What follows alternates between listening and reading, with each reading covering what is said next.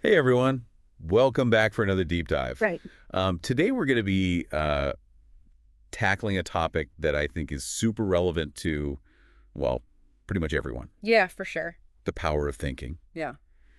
And for this one, It's a big one. we've got a great source. Yeah.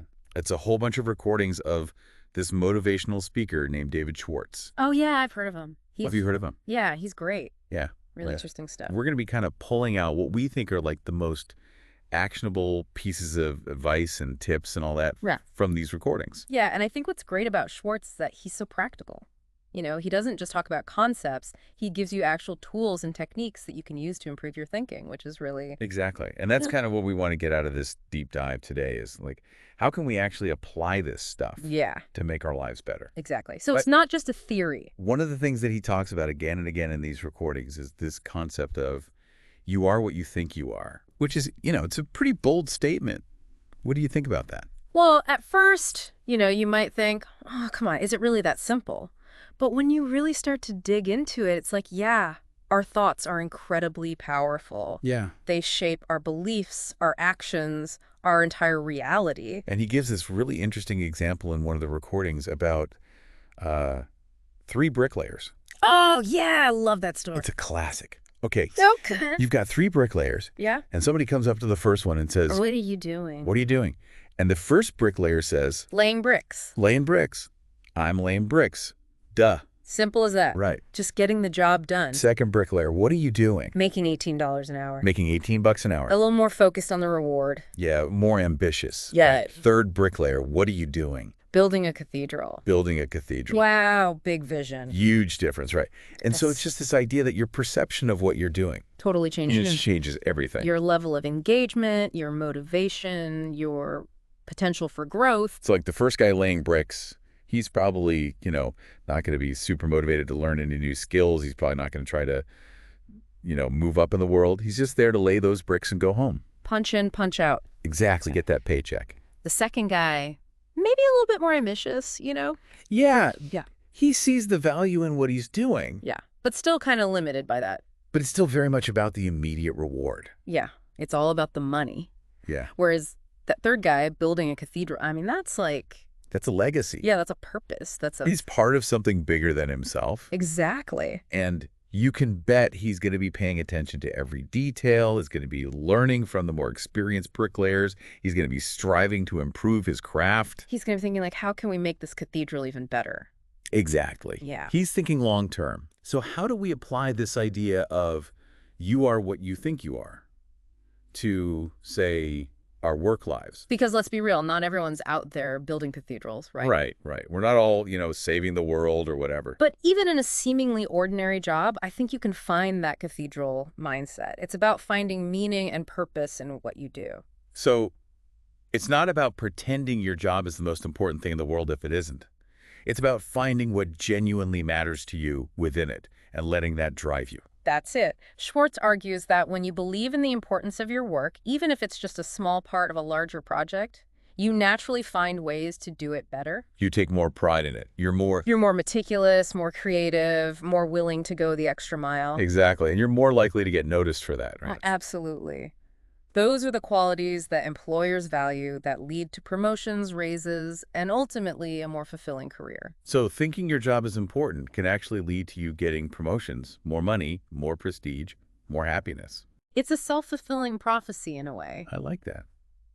Okay, now this next idea from Schwartz might seem a little bit, superficial at first. Okay, I'm intrigued. He talks about the power of appearance Interesting. and how looking the part can actually help you think the part. Now that's something I can get behind. Really? See, I'm a little skeptical. Isn't that kind of like judging a book by its cover? Well, it's not about being vain or superficial. It's more about using your appearance as a tool to boost your own confidence and project an image of success. Okay, so it's more about how you feel when you look good. Exactly. Think about it. When you feel confident about how you look, you tend to carry yourself differently. You walk taller, you make better eye contact, you speak with more authority. Yeah, like when I finally clean out my closet and put on an outfit that actually makes me feel good, I instantly feel more put together, more confident. Like I can take on the world. Exactly. There's definitely a psychological effect at play here. And, Honestly, I have noticed that when I make an effort with my appearance, people tend to treat me with more respect. That's what Schwartz observed too, and it's not about judging people based on their clothes, but understanding that we all make those snap judgments, consciously or not. So the takeaway here is that taking care of our appearance can be a way of investing in our mindset. Like, it's a way to boost our confidence and ultimately our success. Exactly. Now, moving on to another key ingredient for success, let's talk about enthusiasm. Schwartz is pretty adamant about this one. Enthusiastic people inspire those around them. Okay, I can see that. But what if someone's just not naturally enthusiastic? Can you really force yourself to be enthusiastic about something? Well, it's not about faking it, it's about cultivating genuine enthusiasm. Okay, how do you do that? Well, Schwartz suggests we can start by digging deeper. Digging deeper. What does that mean? It's about challenging our assumptions and taking the time to learn more about things that might not initially spark our interest. Okay, so, like, if I'm thinking, this project is so boring, I should try to find something about it that actually interests me. Exactly. He uses this example. Imagine if you were in a room full of people and you asked, who here is passionate about greenhouses? Ah. You'd probably get a lot of blank stares, Yeah, right? greenhouses aren't exactly the most exciting topic at first glance. Right. But then he goes on to talk about the world of greenhouses, their potential for sustainable agriculture, the innovative technologies being used, the fact that they can provide fresh food year-round.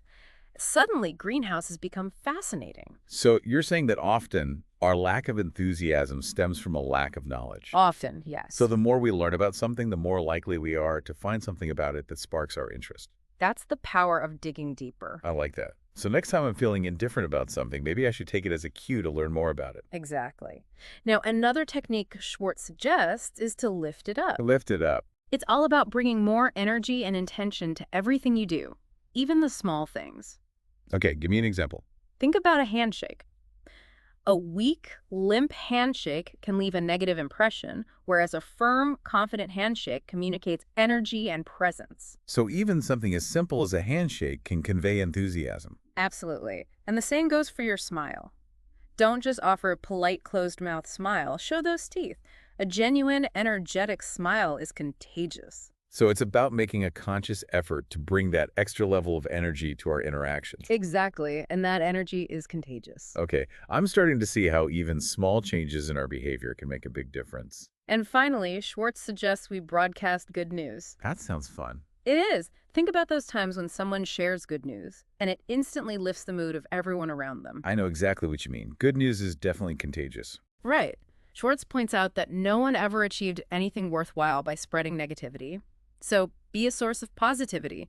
Share good news, celebrate successes, big or small. Be the person who brings light and encouragement into every interaction. So we have a choice. We can focus on the negative, or we can choose to amplify the positive. And by choosing positivity, we not only lift our own spirits, but we also inspire those around us. Now, shifting gears a bit, Schwartz delves into a pretty fundamental human need, the need to feel important. Oh, yeah. This is a big one. He says that everyone, regardless of their background, their status, their accomplishments, everyone craves that feeling of being valued and respected. It's so true. And yet, I think so many of us struggle with feeling insignificant or unimportant at times. Why do you think that is? If it's such a universal need, why do we have such a hard time fulfilling it? I think part of it is that we often underestimate the importance of others, especially people we don't know well. We might have this "you don't matter to me" attitude, assuming they can't really do anything for us. Oh, that's interesting. So it's like we're dismissing people before we even give them a chance. Yes. But Schwartz argues that this is a mistake. Every person has the potential to impact our lives in ways we might not even realize. I like that. It's a reminder to approach every interaction with an open mind and heart. Right. And to recognize the inherent value in each person we encounter, regardless of their job title or social status. Now, acknowledging someone's importance isn't just about being nice, is it?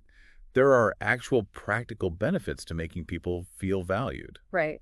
Absolutely. Schwartz emphasizes that when people feel valued and respected, they're more likely to go the extra mile, to be more helpful and cooperative. Makes sense. He even shares this story about a bus driver who was known for being grumpy and impatient. He never waited for passengers who were even a few seconds late. Oh, I bet this is a good one. What happened? Well, there was this one passenger who always made a point to greet the driver with a genuine "good morning, sir," and express his appreciation for the driver's service. And you know what? That simple act of kindness completely transformed their interactions. So the driver actually started waiting for him. Exactly. Even if it meant delaying the whole route, it's a beautiful example of how acknowledging someone's importance can have a ripple effect. That's such a great reminder. We all crave that feeling of being seen and appreciated. Now, let's talk about managing our mental environment. Hey. This is another crucial aspect of Schwartz's teachings. Okay, bring on the mental decluttering tips. I'm ready. He compares our minds to gardens. Just as a garden needs fertile soil, sunlight, and water to thrive, our minds need a healthy environment to flourish. I love that analogy. He uses this term mind food to describe the influences we expose ourselves to. And he argues that what we feed our minds directly impacts our thoughts, attitudes, and even our personalities. So just like we nourish our bodies with healthy food, we need to be mindful of the things we feed our minds. Exactly. And just like junk food can make us feel sluggish and unwell, negative influences can drain our energy and hinder our growth. That makes sense. So what kind of things should we be wary of? Well, he specifically mentions negators, people who try to hold us back with their negativity and limiting beliefs. So it's not about avoiding all dissenting opinions or criticism. It's about recognizing the difference between constructive feedback and toxic negativity. Exactly. And he also suggests being selective about where we get our advice. Okay, like don't take financial advice from someone who's in debt. Exactly. Why seek guidance from someone who's stuck in a rut when you can learn from someone who's achieved what you desire? Good point. Surround yourself with mentors and role models who inspire you to reach your full potential. Right. And it's not just about the people we interact with directly. It's also about the books we read, the shows we watch, the music we listen to, even the social media we consume. So it's about curating an environment that supports our growth and well-being. Exactly. That's powerful.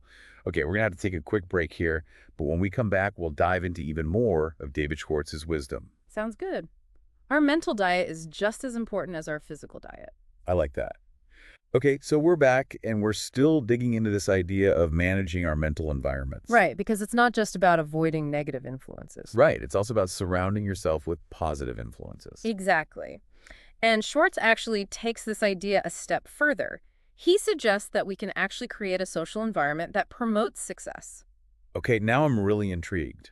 How do we do that? Like, do we just go out and find a bunch of successful people and hang out with them? Well, it's not quite that simple, but he does offer some really practical tips.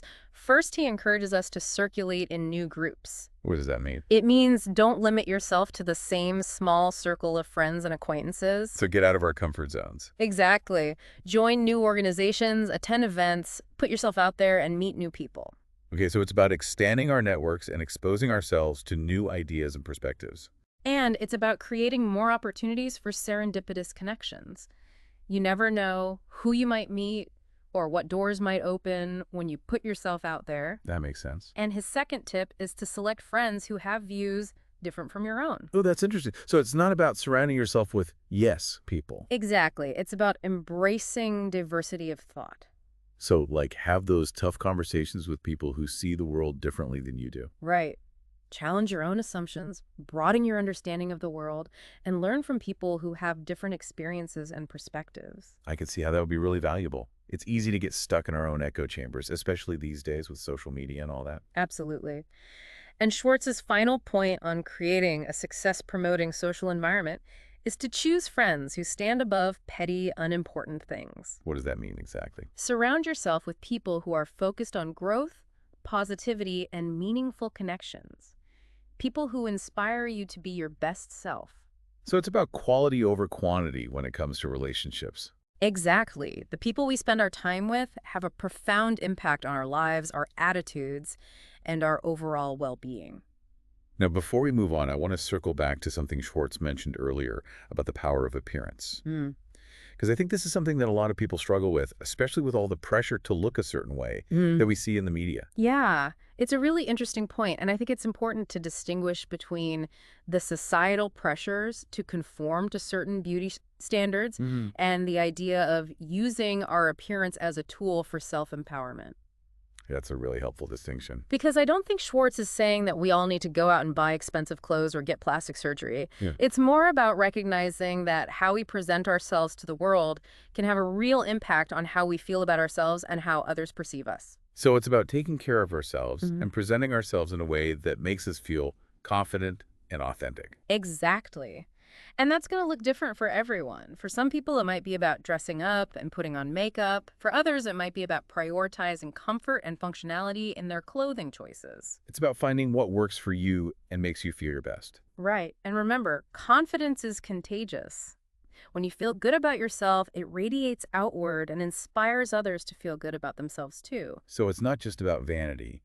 It's about self-respect and projecting an image of confidence and competence. Exactly. And when you feel good about yourself, you're more likely to take risks, to put yourself out there, and to achieve your goals. Okay, so we've covered a lot of ground here. We've talked about managing our mental environments, the power of enthusiasm, the importance of feeling important, and even the role of appearance in shaping our mindset. What else does Schwartz have to say about how we can harness our thoughts to create a more successful and fulfilling life? There's so much good stuff here. I'm ready to see what other insights he has for us. Well, we've talked a lot about managing our thoughts and kind of creating this positive mindset. But what about when those negative thoughts creep in? Yeah, because that happens to everybody, right? Yeah, it's inevitable. We all have those moments of self-doubt, those negative thoughts that can really drag us down. So is it about like pretending those thoughts don't exist? Or like just trying to force them out of our Well, minds? yeah. Actually, Schwartz says it's not about ignoring them or suppressing them. It's about learning to manage them. Okay, so how do we do that? Well, one technique he suggests is to simply acknowledge them without judgment. Okay, like just notice them and let them pass. Yeah, don't try to fight them or push them away. Just observe them, see them for what they are, and then let them go. So it's kind of like being a curious observer of your own mind rather than getting all caught up in the drama of those negative thoughts. Exactly. It's like watching clouds pass by. You don't try to grab onto them or control them, you just let them drift on by. That's a great analogy. And another technique he suggests is to challenge those negative thoughts. Okay, like argue with them. In a way, yeah, ask yourself, is this thought really true? Is it helpful? Is it serving me in any way? So it's about questioning those thoughts rather than just accepting them as truth. Right, because often those negative thoughts are based on fear or insecurity, and they're not actually reflecting reality. And sometimes just the act of questioning those thoughts can help take away their power, right? Absolutely. And if you find that you're struggling to challenge those negative thoughts on your own, don't hesitate to seek support from a therapist, counselor, or a trusted friend. Yeah, sometimes it really helps to have an outside perspective. Absolutely. They can help you see things more clearly and develop more effective coping mechanisms. Okay, so as we're wrapping up this deep dive, I want to circle back to Schwartz's core message. You are what you think you are. It's such a simple idea, but it's so profound. It really is. And I think it's a reminder that we have so much more power over our lives than we often realize. Yeah, like we're not just victims of our circumstances. We have the power to choose our thoughts, and those thoughts create our reality. Exactly. Our thoughts shape our actions shape our habits, and our habits ultimately shape our destiny. So if we want to create a life that's filled with success, fulfillment, and joy, it all starts with our mindset. It all starts with cultivating those thoughts and beliefs that support our goals and aspirations. This has been such an amazing conversation. I feel like I've learned so much about the power of thinking and how we can use it to create a more positive and fulfilling life. I'm glad to hear that. And remember, it's an ongoing process. Yeah, there will be days when we slip up and fall back into old patterns of thinking. But that's okay. Just keep practicing, keep learning, keep striving to become the best version of yourself. And remember, you are what you think you are. So choose those thoughts wisely, folks. Thanks for joining us for another deep dive.